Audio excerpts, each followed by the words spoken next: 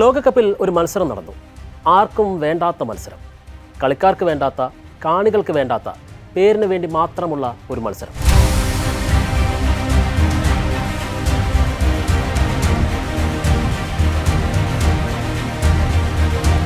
പത്ത് ഗോളുകൾ പിറന്ന കളിയിൽ നിറഞ്ഞു നിന്നത് നിർവികാരതയാണ്. പേര് ലൂസേഴ്സ് ഫൈനൽ. എന്തിനു വേണ്ടിയാണ് ഫിഫ ആർക്കും വേണ്ടാത്ത ഇങ്ങനെയൊരു കളി കളിപ്പിക്കുന്നത്? ലോകകപ്പിൻ്റെ ഫൈനലിനായുള്ള പോരാട്ടത്തിൽ തോറ്റുപോയവരാണ് ഇംഗ്ലണ്ടും ഫ്രാൻസും. ആ ട്രോമയിലാണ് ആ കളിക്കാരും അവരുടെ ജനതയും. അവരെ വീണ്ടും ഒരു മത്സരത്തിലേക്ക് തള്ളിവിട്ട് ജനങ്ങളുടെ സമയവും കളിക്കാരുടെ ആരോഗ്യവും വീണ്ടും കളയുന്നതിലെ യുക്തി എന്താണ്? ലോകകപ്പിൻ്റെ 3-ാം സ്ഥാനക്കാരെ കണ്ടെത്താനുള്ള കളിക്ക് ലൂസേഴ്സ് ഫൈനൽ എന്ന പേര് എങ്ങനെയാണ് വന്നത്? എന്തിനാണ് പരാജയപ്പെട്ടവർക്കായി ഇങ്ങനെയൊരു കളി? സെമിയിൽ തോറ്റുപോയ 2 പേർക്കുമായി 3-ാം സ്ഥാനം വിഭജിച്ച് നൽകിക്കൂടെ? അല്ലെങ്കിൽ അവർ സെമിയിൽ കാഴ്ചവെച്ച പ്രകടനത്തിൻ്റെ അടിസ്ഥാനത്തിൽ 3-ഉം 4-ഉം സ്ഥാനം നൽകിക്കൂടെ? ഫിഫ ഇനിയെങ്കിലും ഗൗരവത്തോടെ അക്കാര്യം ആലോചിക്കണം. നമുക്ക് മത്സരത്തിലേക്ക് വരാം.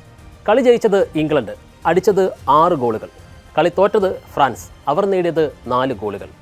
ആകെ 10 ഗോൾ പിറന്ന മത്സരം ഈ ലോകകപ്പിലെ ഏറ്റവും കൂടുതൽ ഗോൾ കണ്ട മത്സരമായി മാറുകയായിരുന്നു. യൂറോപ്പിലെ എലൈറ്റ് ടീമുകൾ ഏറ്റുമുട്ടുന്ന ഒരു മത്സരത്തിൽ ഇത്രമാത്രം ഗോളുകൾ എങ്ങനെ പിറക്കുന്നു? ഈ ലോകകപ്പിൽ ഇതേവരെ കാണാത്ത തരത്തിൽ അമാനുഷികരായി കളിക്കാർ മാറിയതാണോ? അല്ല, പകരം അവർ എല്ലാം വിട്ടുകൊടുക്കുന്ന തരത്തിൽ നിസ്സംഗരായി പോകുന്നതാണ്. ഈ ലോകകപ്പ് കണ്ട ഏറ്റവും വലിയ ഓപ്പൺ പ്ലേയിലേക്ക് ഇംഗ്ലണ്ടും ഫ്രാൻസും വഴി തുറക്കുന്നിടത്താണ് അത്തരമൊരു ഗോൾ വേട്ട സാധ്യമാകുന്നത്. അതായത് ചുരുക്കി പറഞ്ഞാൽ ആര് വേണമെങ്കിലും ഗോൾ അടിച്ചോട്ടെ, ഇതുകൊണ്ട് പ്രത്യേകിച്ചൊന്നും നേടാനില്ല എന്ന തോന്നലിൻ്റെ ആകെ ഫലമാണത്. സാധാരണഗതിയിൽ ഈ ലോകകപ്പ് എന്നല്ല, ഏതൊരു അന്താരാഷ്ട്ര മത്സരവും എലൈറ്റ് ക്ലബ് മത്സരവും കാണുന്നവർക്കറിയാം, അവർ വിങ്ങുകൾ ഓപ്പൺ ചെയ്തിടാറില്ല. വിങ്ങർമാരെ പൂട്ടി കളിയുടെ ഗതിയും മുനയും ഒടിക്കുകയാണ് എതിർ ഡിഫൻഡർമാരുടെയും ഡിഫൻസീവ് മിഡ്ഫീൽഡർമാരുടെയും എല്ലാം ചുമതല. വശങ്ങളിലൂടെയുള്ള ആക്രമണം തടസ്സപ്പെടുത്തി സെൻട്രൽ ഡിഫൻസ് സ്ട്രോങ് ആക്കി നേരിട്ടുള്ള ആക്രമണവും തടയുക. ഇന്നലെ ഫ്രാൻസ് ഇംഗ്ലണ്ട് മത്സരം കണ്ടവർക്കറിയാം, കളിക്കാർ എന്തും സംഭവിച്ചോട്ടെ എന്ന മനസ്സിലായിരുന്നു. വിങ്ങിലൂടെ മുന്നേറിയ ബുക്കായോ സാക്ക മടങ്ങിയത് ഹാട്രിക്കുമായാണ്. 3-ാം മിനിറ്റിൽ തന്നെ ഫ്രാൻസിനെതിരെ ഡക്കാൻ റേസിലൂടെ ഇംഗ്ലണ്ട് ലീഡ് എടുക്കുന്നുണ്ട്. 18-ാം മിനിറ്റിൽ കോൺസ ലീഡ് ഉയർത്തുന്നുമുണ്ട്.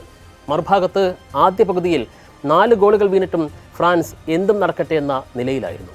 ഓർക്കുക, ഈ ടൂർണമെൻ്റ് തുടക്കത്തിൽ അതിവേഗം ഗോളുകൾ അടിച്ചുകൂട്ടി മുന്നേറിയ ടീമാണ് ഫ്രാൻസ് എന്നുള്ളത്. 2-ാം പകുതിയിൽ അവർ ഒന്നുണർന്നതോടെ കളി അല്പം രസം പിടിച്ചു.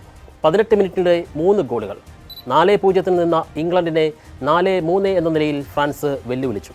കിലിയൻ എംബാപ്പെ 2 ഗോൾ അടിച്ചു. ഇതോടെ മറ്റൊരു കാര്യം സംഭവിച്ചു. ഈ ലോകകപ്പിലെ ഗോൾ വേട്ടയിൽ മെസ്സിയെ മറികടന്ന് 10 ഗോളുമായി എംബാപ്പെ ഗോൾഡൻ ബൂട്ട് വേട്ടയിൽ മുന്നിലെത്തി. ഒരു അസിസ്റ്റ് കൂടിയാകുന്നതോടെ 4 അസിസ്റ്റുമായി അക്കാര്യത്തിലും മെസ്സിക്കൊപ്പമാണ് എംബാപ്പെ ഇപ്പോൾ. ഇനി ഫൈനലിൽ മെസ്സി 3 ഗോൾ അടിക്കണം ടൂർണമെൻറ്റിൻ്റെ ടോപ്പ് സ്കോററാകാൻ. അതാണ് അവസ്ഥ. അവിടെയാണ് എംബാപ്പയുടെ 2 ഗോളുകൾ പിറക്കുന്നത്. അധികം സമ്മർദ്ദമില്ലാത്തൊരു മത്സരത്തിൽ, ജയവും പരാജയവും കാര്യമായി ആരും എടുക്കാത്തൊരു മത്സരത്തിൽ, വലിയ വെല്ലുവിളികളില്ലാതെ അനായാസം 2 ഗോളുകൾ. മറുവശത്ത് ഫൈനലിലെ കടുത്ത സമ്മർദ്ദം താണ്ടി വേണം മെസ്സിക്ക് ഇനി എംബാപ്പയെ മറികടക്കാൻ. ലൂസേഴ്സ് ഫൈനൽ എന്ന ആർക്കും വേണ്ടാത്ത മത്സരം മറ്റൊരു രീതിയിൽ ചോദ്യം ചെയ്യപ്പെടാൻ കാരണം ഇതുതന്നെയാണ്. കളി അവസാന നിമിഷം മുറുകുന്നതിന് കാരണം ഫ്രാൻസ് ആവേശം കൊണ്ട് ഇംഗ്ലണ്ടിനെ വെല്ലുവിളിക്കുന്നതോടെയാണ്. ഇനിയും ഗോൾ വേണമെന്ന ആവേശം ഇംഗ്ലണ്ടിൽ ഉണ്ടാക്കുന്നത് അവിടെയാണ്. 87-ാം മിനിറ്റിലെ പെനാൽറ്റിയിലൂടെ സാക്ക ഹാട്രിക് തികച്ച് ഇംഗ്ലണ്ടിൻ്റെ ടാലി 5-ാം ഗോളിലേക്ക് ഉയർത്തുമ്പോൾ 96-ാം മിനിറ്റിൽ ഡെംബലെ ഗോളടിച്ച് അത് 5-4 എന്നാക്കുന്നുണ്ട്. എന്നാൽ 2 മിനിറ്റിനുള്ളിൽ ജൂഡ് ബെല്ലിംഗ്ഹാം ഗോളടിച്ച് ഇംഗ്ലണ്ടിൻ്റെ വിജയം 6-4 ഉറപ്പാക്കി. ഈ ലോകകപ്പിൽ ബെല്ലിംഗ്ഹാമിൻ്റെ 5-ാം ഗോളായിരുന്നു അത്. നമുക്ക് ആ പ്രസക്തമായ ചോദ്യത്തിലേക്ക് വരാം. ലോകകപ്പിൽ എന്തിനു വേണ്ടിയാണ് ഇങ്ങനെയൊരു മത്സരം? എന്തുകൊണ്ടാണ് ഇതിനെ ലൂസേഴ്സ് ഫൈനൽ അല്ലെങ്കിൽ പരാജയപ്പെട്ടവരുടെ ഫൈനൽ എന്ന് വിളിക്കുന്നത്? ഫിഫ ലോകകപ്പിലെ 3-ാം സ്ഥാനക്കാരെ നിർണ്ണയിക്കാനുള്ള മത്സരമാണത്. തേർഡ് പ്ലേസ് പ്ലേ ഓഫ് എന്നാണ് ഔദ്യോഗിക പേര്. പക്ഷേ പരിഹാസ രൂപേണ അതിനെ പല കാലങ്ങളായി ലൂസേഴ്സ് ഫൈനൽ എന്ന് വിളിച്ചു പോരുകയാണ്. സെമി ഫൈനലിൽ പരാജയപ്പെട്ട 2 ടീമുകൾ ഏറ്റുമുട്ടുമ്പോൾ ടൂർണമെൻറ്റിന് ഒരു 3-ാം സ്ഥാനക്കാരെയും 4-ാം സ്ഥാനക്കാരെയും ലഭിക്കുന്നു. തേർഡ് പ്ലേസ് മാച്ച് അല്ലെങ്കിൽ ബ്രോൺസ് മാച്ച് എന്നുകൂടി ഈ മത്സരം അറിയപ്പെടാറുണ്ട്. പല ഫുട്ബോൾ ആരാധകരും ലൂസേഴ്സ് ഫൈനൽ എന്ന പേര് ഉപയോഗിക്കാറുണ്ടെന്ന് മാത്രം. മത്സരിക്കുന്ന 2 ടീമുകളും തങ്ങളുടെ തൊട്ടുമുമ്പത്തെ മത്സരത്തിൽ പരാജയപ്പെട്ടവരാണെന്ന പ്രത്യേകതയാണ് കാരണം. ലോകകപ്പ് കിരീടം നേടുകയെന്ന സ്വപ്നം തകർന്നതിന് പിന്നാലെ താരതമ്യേന പ്രാധാന്യം കുറഞ്ഞ ഒരു നേട്ടത്തിനായി ടീമുകൾ മത്സരിക്കുന്നുവെന്ന തോന്നലാണ് ഈ പേര് എടുത്തു കാണിക്കുന്നത്. 1954 ലോകകപ്പിലാണ് ആദ്യമായൊരു ലൂസേഴ്സ് ഫൈനൽ നടന്നത്. കായികപരമായി അനിവാര്യമല്ലെങ്കിലും സാമ്പത്തികവും ചരിത്രപരവുമായ കാരണങ്ങളാൽ ഫിഫ ഇപ്പോഴും അത് തുടരുന്നു എന്ന് മാത്രം. കളിക്കാരുടെ എതിർപ്പ് അവിടെ വിജയിക്കുന്നില്ല. ലോകകപ്പ് സ്വപ്നം കയ്യെത്തും ദൂരം നഷ്ടമായതിൻ്റെ നിരാശ, ടൂർണമെൻറ്റിൻ്റെ അവസാന ഘട്ടത്തിൽ കരിയറിനെ തന്നെ ബാധിച്ചേക്കാവുന്ന ഏതെങ്കിലും പരുക്കുകൾ ഒരു അപ്രധാന മത്സരത്തിൽ സംഭവിച്ചേക്കാമെന്ന ഭീതി. കളിക്കാൻ താല്പര്യമില്ലാത്ത മത്സരമെന്ന് പരിശീലകർ പോലും പറയുന്ന മത്സരം. യൂറോ കപ്പ് പോലുള്ള വലിയ ടൂർണമെൻറ്റുകളിൽ ആരാധകരുടെ താല്പര്യക്കുറവ് മൂലം 1980 ശേഷം ലൂസേഴ്സ് ഫൈനൽ ഒഴിവാക്കിയിട്ടുണ്ട്. പക്ഷേ ഫിഫയ്ക്ക് ഒരു മത്സരം കോടികളുടെ വരുമാന മാർഗമാണ്. ഫൈനലിന് മുൻപുള്ള ഇടവേള ദിവസം ഫിൽ ചെയ്യുകയും ചെയ്യാം. ഇതോടൊപ്പം മത്സരത്തിൽ താല്പര്യമില്ലെങ്കിലും കളിക്കുന്ന ടീമുകൾക്കും ലൂസേഴ്സ് ഫൈനൽ ഒരർത്ഥത്തിൽ ഗുണമാകുന്നുണ്ട്.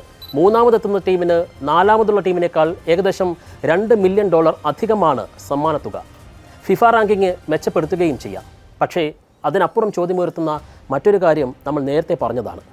അപ്രധാനമായൊരു മത്സരത്തിൽ കളിക്കാർ അടിച്ചുകൂട്ടുന്ന ഗോളുകൾ ടൂർണമെൻറ്റിലെ ടോപ്പ് സ്കോറർ പോരാട്ടത്തെ മാറ്റിമറിച്ചേക്കാം. മെസ്സിയെ മറികടന്ന് എംബാപ്പെ ഈ തവണ ഗോൾഡൻ ബൂട്ട് സ്വന്തമാക്കിയാൽ ലൂസേഴ്സ് ഫൈനലിൽ എംബാപ്പെ നേടിയ 2 ഗോളുകൾ ആരാധകർ എക്കാലവും ചോദ്യം ചെയ്യപ്പെടുന്ന കാര്യം ഉറപ്പാണ്.